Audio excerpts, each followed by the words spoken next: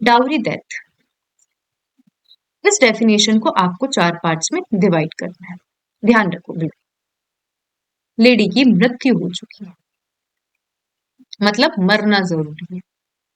क्या जरूरी है? मरना जरूरी है। यदि मरता नहीं है तो उसे जनरली, मतलब आपके एग्जाम में क्वेश्चन आएगा कि मैं, मतलब मोस्टली ऐसे स्टूडेंट्स के अंदर डाउट रहता है, हमें भी पहले रहता था कि कैरोसिन डाल दिया गया और बच्चे डाउरी डेथ का क्या लगा जाते थे, चार्ज बनाकर आ जाते थे, लेकिन लेडी मरी नहीं है तो उसमें चार्ज बनता है cruelty, harassment.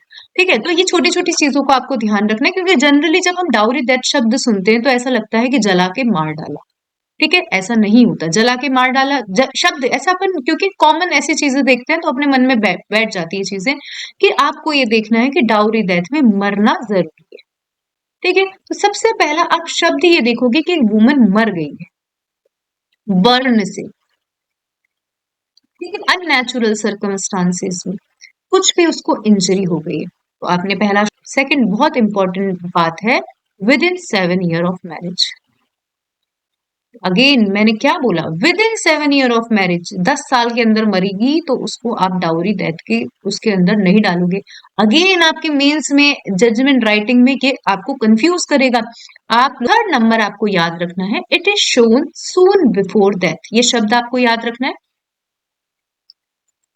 It is shown, ये देखा गया, soon before death, before death